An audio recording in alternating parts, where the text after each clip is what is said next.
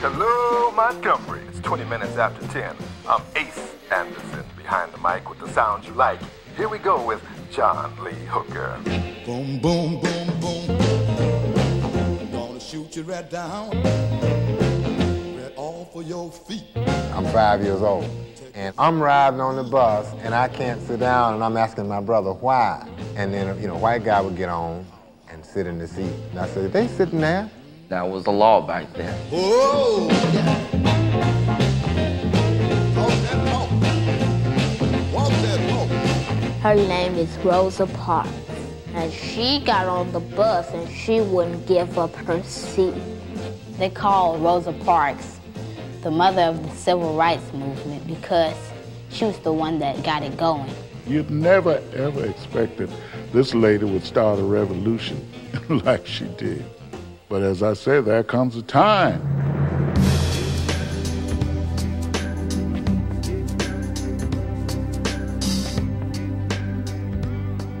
Rosa Parks is my auntie. To me, she's just Aunt Rosie.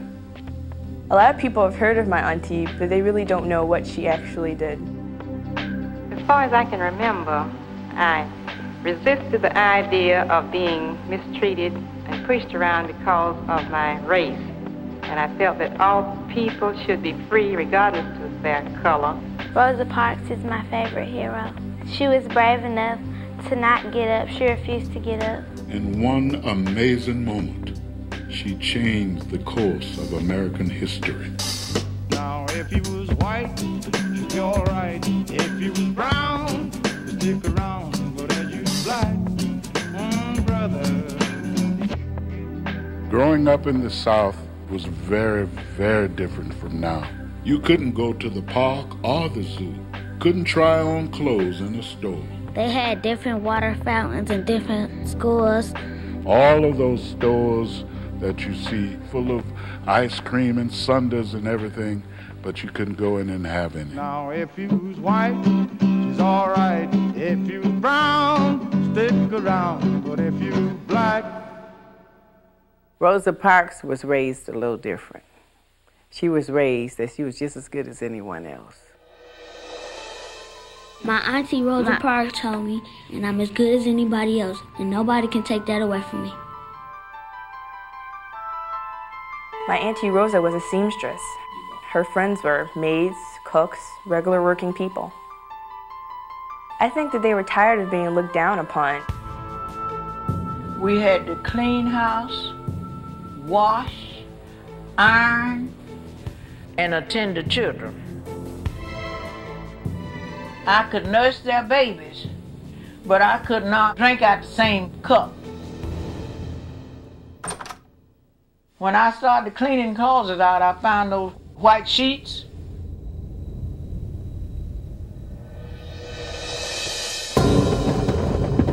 I had to put them back in the trunk.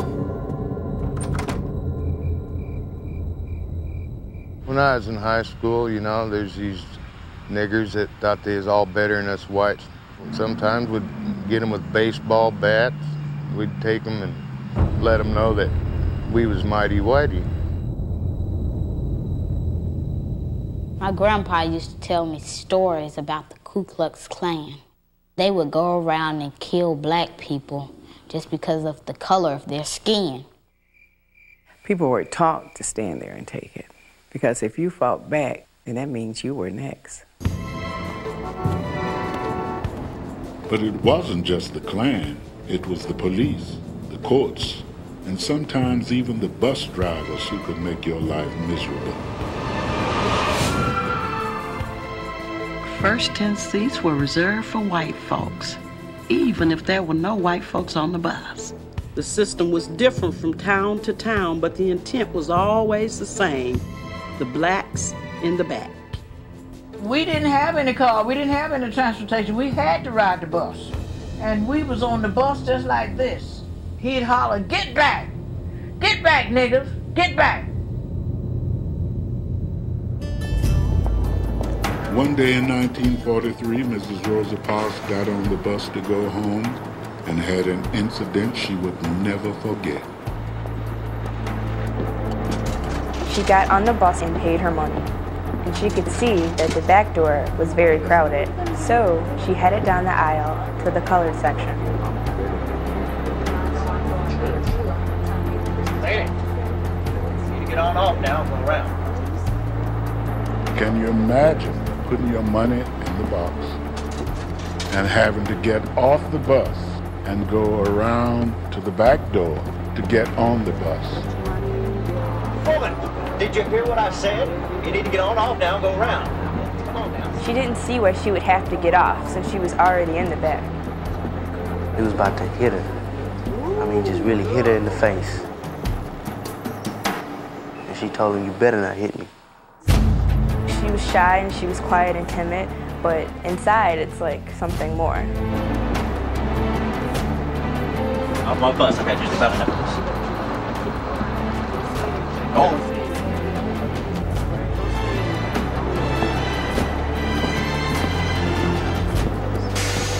She stood there and she swore she would never get on the bus again if he was the driver.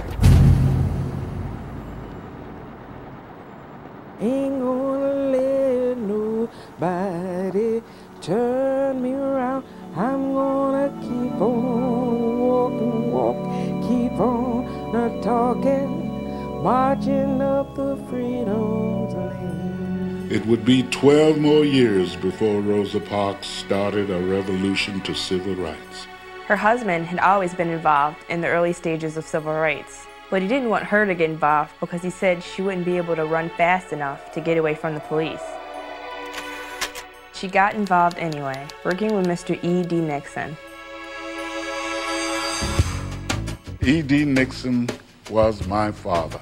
He was 6'4", had a very deep voice, and he hated segregation.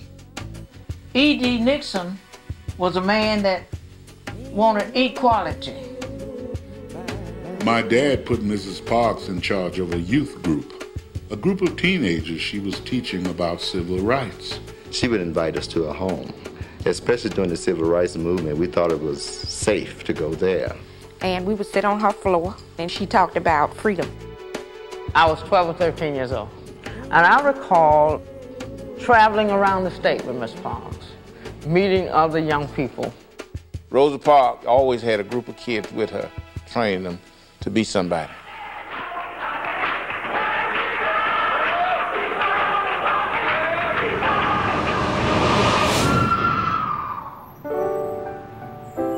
At that time, there were so many battles to be fought.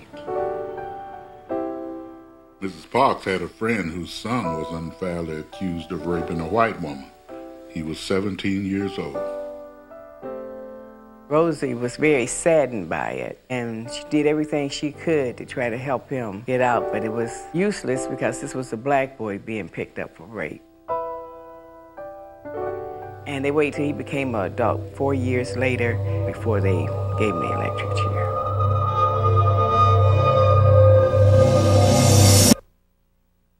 The situation was so hopeless.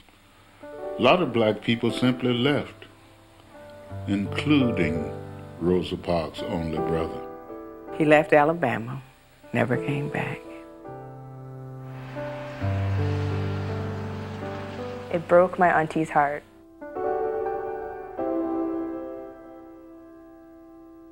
Not all whites treated blacks so badly. Some could see the injustices very clearly and set out to do what they could to help. Rosa Parks worked for Virginia Durr, and they became good friends. Mrs. Parks would come in Saturday, and she and my mother would sit in the back bedroom and sew and talk. Mrs. Durr decided to sponsor her at a retreat called Highlander in the foothills of Tennessee, where the people were very excited about a new idea, nonviolence. And for the first time in her life, she lived with white people, ate with them, sang songs with them. The main thing she learned that she was among white people and was treated equally. Rosa Parks came home from Highlander knowing that she was not alone. that she could take a stand and maybe even make a difference. And it started on a bus. On December 1st, 1955, after working all day, very tired, I got the bus to go home. Cleveland Avenue bus was very crowded, and just back of where the last white seat was, there was one vacancy. And I don't know why somebody else had not taken that seat. I took that last vacant seat. Mrs. Parks made one mistake that day. She didn't notice who was driving.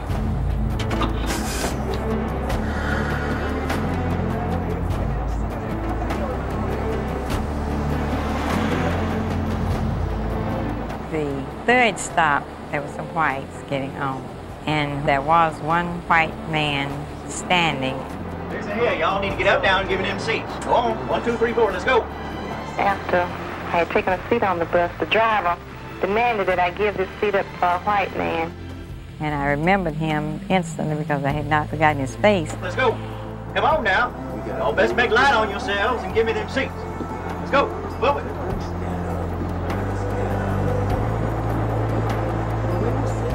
There you go. What that man was demanding was that 4 black people got up so that just one white man could sit down. I just moved next to the window, so he asked me if I was going to stand up. I said, no, I'm not. Woman, are you going to give me that seat? I didn't feel that I was being treated as a human being. I refused to give up this seat. I said no, and I wouldn't give it up.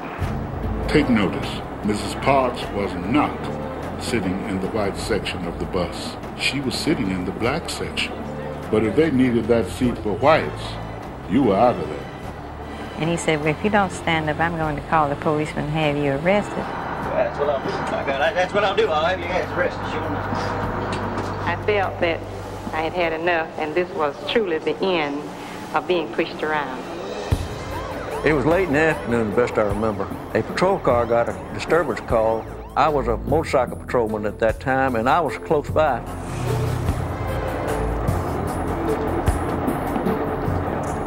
The bus driver had told me that there was a black lady who refused to give up her seat.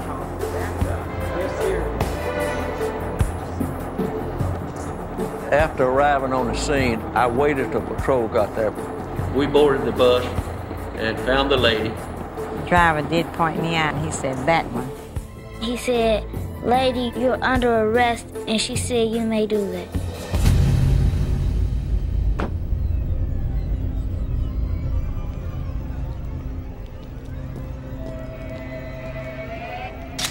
When they took her to the police station, Mrs. Rosa Parks said, may I have a drink of water? And they said, no, whites only.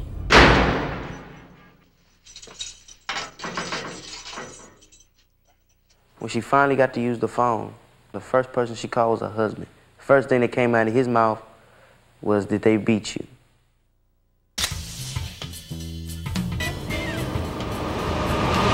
Word was flying around town. I say, Bertha, open the door. The lady that was on the bus lived right there. I said, your friend, they done put her in jail. The police just got her. And that lady went over to Mr. E.D. Nixon's house, and Mr. E.D. Nixon called the police. My dad called down to find out what Mrs. Parks was arrested for. And they told him to mind his own damn business and we don't talk to niggers, and hung up.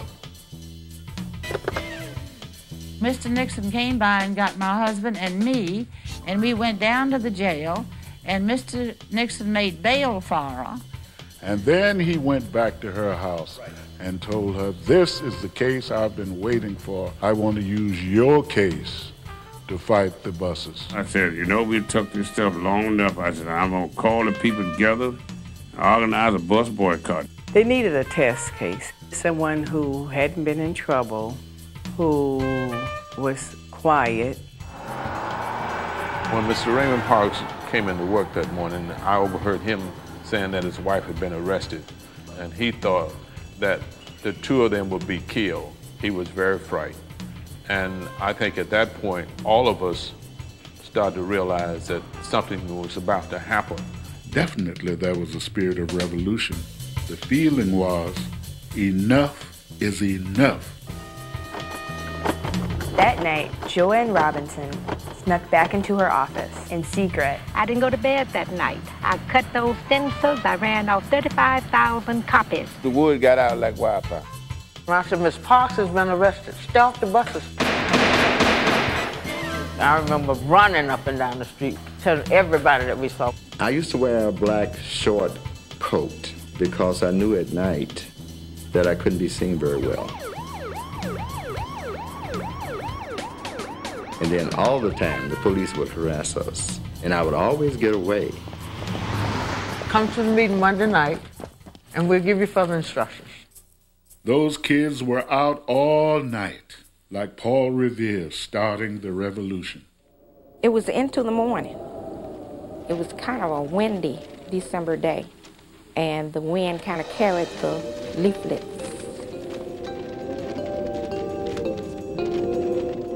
This church had a white pastor, but the unique thing about it was an all-black congregation. I'm Reverend Robert Gratz. I'm the pastor of the Trinity Lutheran Church here in Montgomery. On Sunday, the 4th of December, 1955, I told the members of the congregation that they should stay off of the buses that next day. At the beginning, we thought it was just going to be a one-day boycott. All the ministers got up in their pulpits and started telling people, now is the time. Tomorrow is the day. I couldn't sleep. I don't know if I got a wink of sleep that night.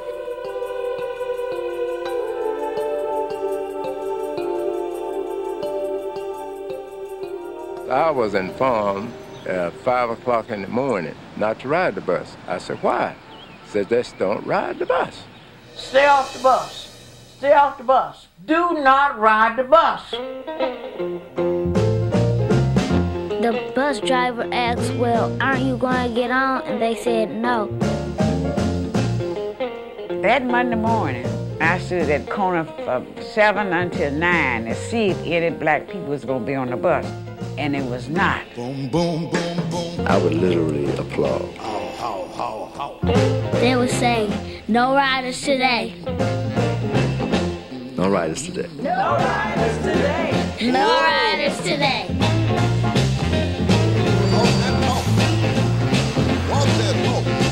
I remember walking and the excitement and the novelty. We're gonna walk to school today. Here's a scoop from the Ace. There's going to be a little showdown at the courthouse today. On the first day of the bus boycott, my grandfather was driving people to work. I hit the streets and drove people to work all over town. And then as soon as Mrs. Parks' trial came up, I rushed to the courthouse, and there was a huge crowd of black people there. A trial lasted 5 minutes. They found her guilty of disturbing the peace. Started a battle which would go all the way to the Supreme Court. I remember me and Francis saying, they messed with the wrong one now. We knew there was something big happening, but we didn't know what. My Uncle Al has always been kind of nosy. I decided to go underneath the house so I can listen to what they were saying. And I overheard Mrs. Parks say, they're going to have a mass meeting. He was eavesdropping. Hello, Montgomery, and a big reminder, there will be a meeting tonight at the Holt Street Baptist Church. People started gathering early in the day. People just came out of nowhere. They filled up the church. They filled up the grounds around the church. They had to block off the neighborhood.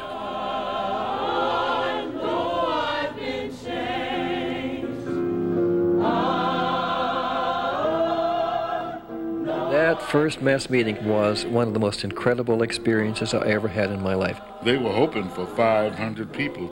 Instead, there were 5,000.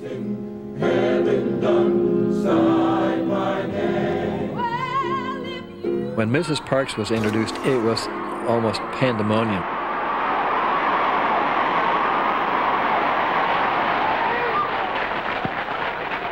And E.T. Nixon announced that we have just chosen Dr. King as our leader.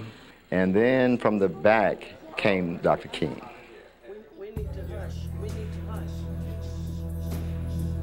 Martin Luther King was really the new kid in town. He was a young preacher with a brand new baby and a pretty wife. And when he opened his mouth to begin to speak, it was unbelievable.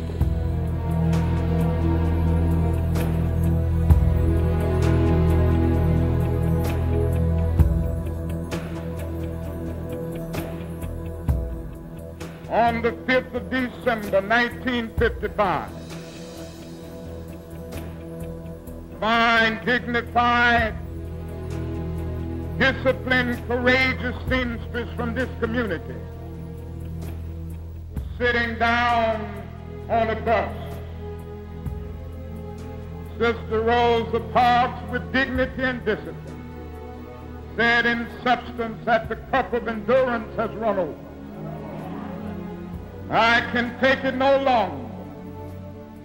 Martin Luther, back in the 16th century, who said, "Here I stand and I can do none other, so help me God." It was Rosa Parks who on the 1st of December said, "Here I sit and I can do none other, so help me God." I had never even heard of Dr. King until that night. And I never got emotional in the church before in my life until that night. And I screamed out to the top of my voice, "Lord, you have sent us a leader."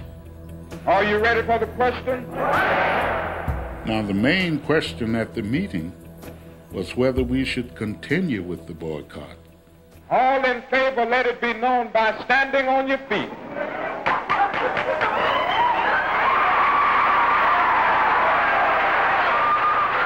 But I know she was happy. I said, well, hey, maybe this is going to work. I got some backup. Looking good, Montgomery. Here's a song from the heart, Walk On.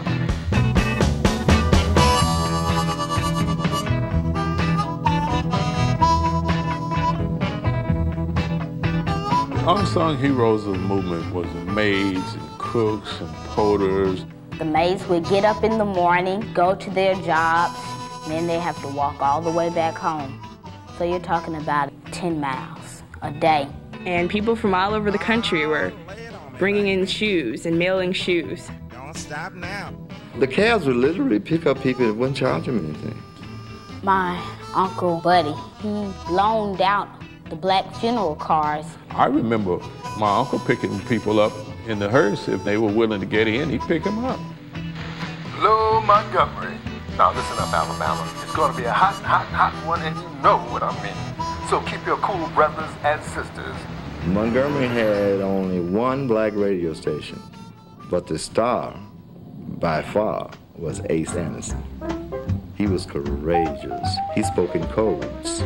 Here's another tip coming from the Big Ace. To all of my teens, all right, Daddy-O, I want y'all to keep a keen eye on those young ladies and make sure that they get home safely from school. And you know the reason why. Come on, baby, mama. My uncle, he used to walk the girls home. Beautiful girls, of course. And it was like a two-way thing that he was doing. First, he was protecting them, and then he was having himself a good time. Baby, mama, won't you jump with me? 50 cents from me. The white people really thought the boycott would be over the first rainy day. I was carrying people to work, and I passed this group of people that were walking, and it was raining. I said, I can pick up a couple more of you if you want to ride. And they said, oh, no, we don't want to ride. We're just happy to walk in the rain. And they were walking and singing in the rain as happy as anything. Well, you are my sunshine. Well, my only sunshine. Since no blacks were riding the bus system went almost completely out of business.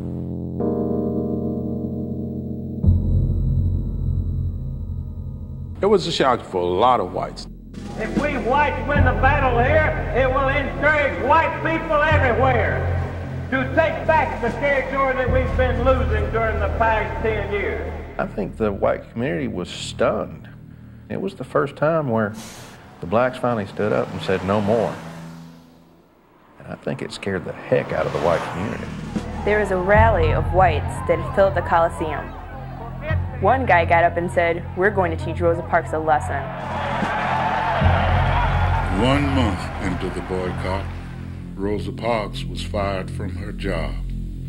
They said that things was getting slow, but it was during the busiest time of the year, December, a week after Christmas. Senator Engelhardt, just what is the Citizens Council trying to do? We are trying to make every white man in Alabama stand up and be counted. You're looking at a way of life that has gone on for hundreds of years, and it's beginning to end. Funny enough, one of the biggest helps to the boycott was the white women who would sneak out women of their maids, and their husbands didn't like it at all. The whites was like this. They could be for you, but they didn't want to let the other whites know that they were for you. Here's another important announcement. The pickup spot for drivers today is E.L. Posey's parking lot. You know where it is, so if you need a ride today, it's Posey's parking lot. By that time, we were organized. Where you going? Where you headed? The churches took up collections to buy shiny new station wagons.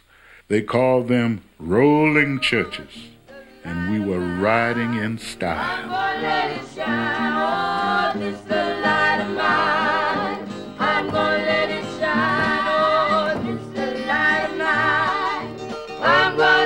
Shine, let it shine, let it shine, let it shine.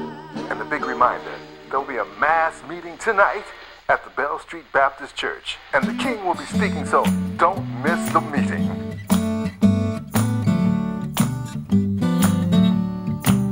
If your problem won't go away, and you're worried night and day, hand it over.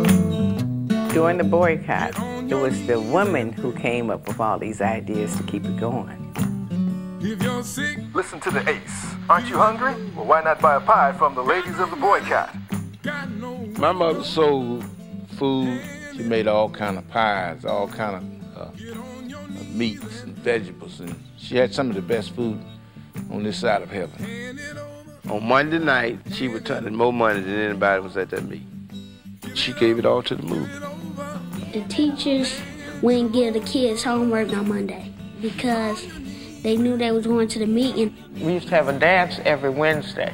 To all my brothers and sisters, there'll be a dance tonight at the Elks Club to raise money for the carpool. And I'll be looking for your face in the place because I'll be there. My Auntie Rosie would be their chaperone. Auntie Rosie was a cool lady. Very cool. She understood life.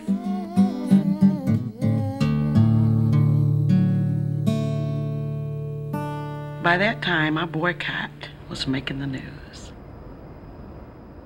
What do colored people now hope to gain by pressing the segregation fight at this time? Well, we hope to achieve equal rights as any human being deserves. How long do you think it would take? I have no idea how long. By about midwinter, the whites finally realized this little protest was not going away. For several weeks now, we have been involved in a non-violent protest. Even if we have to receive violence, we will not return violence. We could easily identify the trucks that came in from the countryside carrying the KKK members because their trucks would be splashed with red clay mud. Sometimes the young guys would urinate in balloons and throw the balloons at the cars. The elderly gentleman working for my father was beaten to death on the street by the police. When I got to work that morning, they were still washing the blood off the street. The atmosphere was charged with so much hatred at that time. I mean, it was a mean, ugly time. We still have the attitude of love, and we are still insisting that violence is self-defeating, that he who lives by the sword will perish by the sword.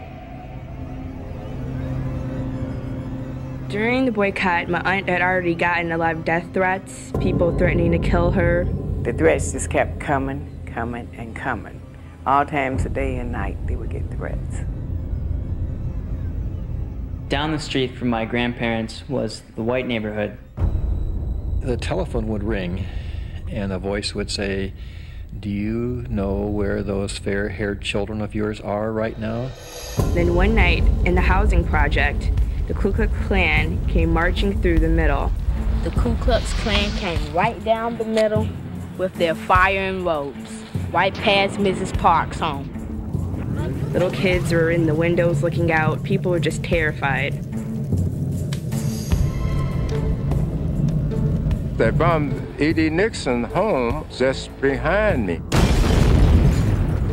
People's Cab Company bombed. In fact, my uncle was in the station at that time. There was one night that all bombs were going off at all churches at one time. My grandparents' house was bombed twice. Let me tell you something about Mrs. Parks. When our house was bombed in August of 1956, we lost a lot of dishes, you know. Windows were broken and pots and pans and everything flew off the shelves, and Mrs. Parks simply disappeared. And when we went looking for her, we finally found her in the kitchen, sweeping up the broken dishes. What we did not know was that one of our neighbors was going door to door, asking people for donations, and with that, she bought us a new set of dishes. And Mrs. Parks said, when they bombed the Gretzes, they bombed us. We were afraid they were going to bomb Dr. King's home. We were always afraid for him. It was not a question of whether or not it would happen. It was always a question of when. We was at a mass meeting at First Baptist Church. It wasn't too long after the protest had started. I should first make you intelligent of what is happening legally. Dr. King was speaking, but a young man named Whaley walked over and whispered something to him. Martin Luther King lived 2 doors down, and my sister and I were watching TV in the front room. There were 12 sticks of dynamite. Glass was shattering all around us, and the impact was so great it knocked my sister out of the bed. I dropped everything and immediately went to see the damage that was done.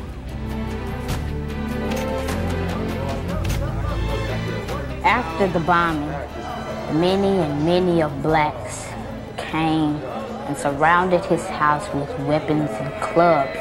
When we ran out to the front, we saw the people gathering, and it was a massive crowd. And all of the people in the neighborhood, they have their pistols and their bats with them. And they're saying, "Let's go and get them, let's go and get them." They were ready to fight. Dr. Martin Luther King drove up in his taxi and stood at the front doorstep. Dr. King told his fellow blacks, "Please, do not fight. Please." He said, "My wife and child is all right." Dr. King held up his hand and said, "Peace." And he said these words, "Violence must not come from any of us." There were hundreds and hundreds of black people on the other side of the street. We will have walked in vain. But none of them made a move. None of them said a word. It was stone silent. Our aim must never be to defeat or humiliate the white man, but to win his friendship and understanding. We must come to see that the end we seek is a society that can live with its conscience, a society at peace with itself. And then somebody began to sing. Amazing grace, how the sound that saved a wretch like me.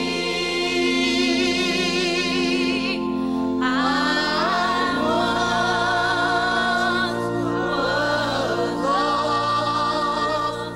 That night was a big turning point for the black community, because the whites had done all they could to try to hurt us. They tried to kill Dr. Martin Luther King, and still we remain nonviolent. The next morning, my aunt was there with the broom ready to help and clean up. Our people were strong. They bombed our houses. They beat us. But all through this, we stuck together and were strong together. And we won. At the end of the boycott, our 11th grade teacher stood up and announced, "The Supreme Court has just struck down segregation." And we all stood up and applauded.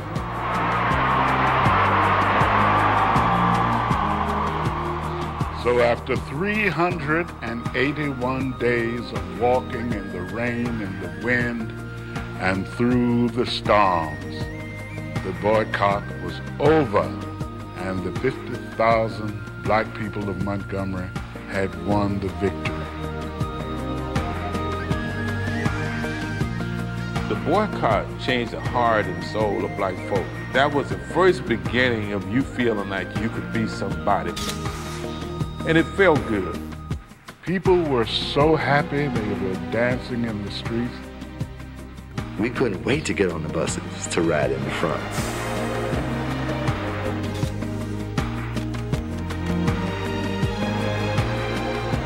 The day my auntie got on the bus and sat on the front seat, she looked up and couldn't believe it was the same bus driver.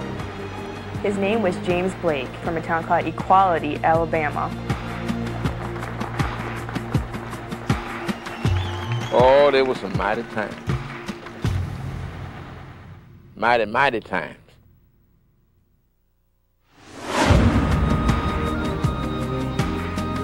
She started a revolution to freedom, which spread all around the world and continues to this day.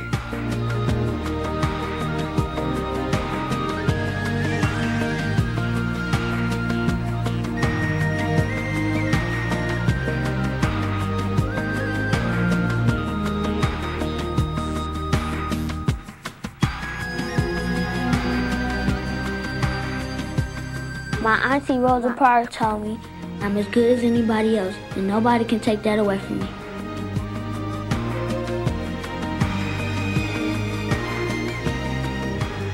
Aunt Rosie and her friends changed the whole world by sticking together. Thank you, Mrs. Parks.